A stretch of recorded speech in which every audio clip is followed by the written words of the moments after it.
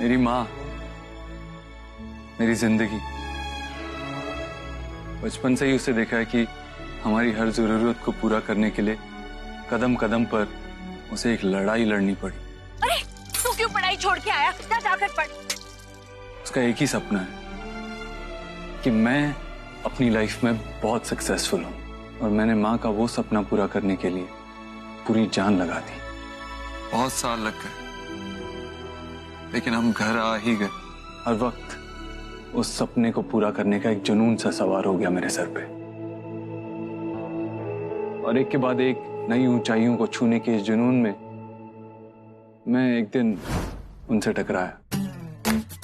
Miss Sonakshi Bose. किसे पता था कि जिससे पहली मुलाकात में मैं इतना चिढ़ गया था। हेलो, आप देख के नहीं चल सकते? चलने की तमीज नहीं है ना तो घर पे बैठना सीखिए। हेलो मैम, बात करने की तमीज नहीं है तो चुप रहना सीखिए। वही मेरी खुशी की वजह बन जाएगी। माँ के लिए मुझे एक अच्छे न्यूट्रिशनिस्ट की तलाश थी, और मेरी तलाश खत्म हुई मिस सोनाक्षी बोस पर। तुम बस वहीं से शुरू हुआ मिस्टर ओबोद्रो और मिस खरगोश की नोक-झोंक का सिलसिला। मैं जितना उससे दूर जाना चाहता था उतना ही उसके पास खिंचा चला आता था। नोक-झोंक प्यार में बदली, और फिर बात आई प्यार का इजहार करने की। Miss Sonakshi Bose, I love you. As a friend, right? I love you as a man loves a woman. माँ सोनाक्षी को पसंद नहीं करती थी। धीरे धीरे उसकी तबीयत खराब होने लगी। बात इतनी बिगड़ गई कि माँ को हॉस्पिटलाइज करना पड़ा, और फिर सोनाक्षी और मैं अलग हो गए। माँ कभी भी खुश नहीं थी हमारे रिश्ते को लेके। जाओ सोनाक्षी, हमें अलग हो जाना चाहिए। इसे दूरी के दर्द को बर्दाश्त करने के लिए मैंने शराब का सहारा लिया। मैं टूट चुका था। माँ समझ गई थी कि सोनाक्षी के बगैर मैं खत्म हो जाऊंगा। इसीलिए माँ ने मेरा दिल रखने के लिए हार मान ली। खुद मेरा रिश्ता लेके सोनाक्षी के घर गई। मैं तुमसे अपने बच्चे की खुशियां मांग रही हूँ। तुम्हारे साथ ही उसकी सारी खुशियां हैं। शादी के लिए हाँ कर दो।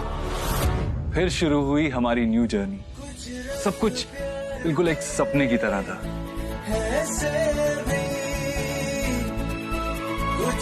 शादी के बाद कुछ वक्त तक सब कुछ ठीक था, एकदम परफेक्ट। लेकिन कुछ देर बाद माँ और सोनाक्षी के बीच डिफरेंसेस आने लगे। छोटी छोटी बातों की वजह से सोनाक्षी और मेरे बीच में डिफरेंसेस आने लगे। जिस सिचुएशन में माँ ने हम दोनों को यहाँ खड़ा किया है वो सिर्फ आपके वजह से। Be a man Dev, accept कीजिए।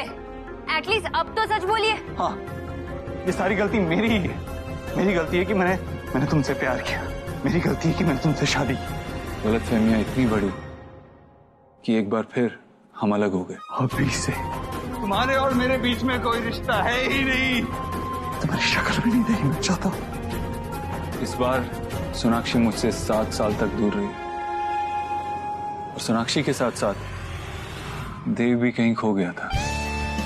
और इस नए देव को मैं खुद भी कभी कभी नहीं पहचान पाता था, पर डेस्टिनी ने हमें एक बार फिर मिलाया। और इस बार सिर्फ सोनाक्षी नहीं, मेरी बेटी सुहाना भी थी। 7 साल की सुहाना।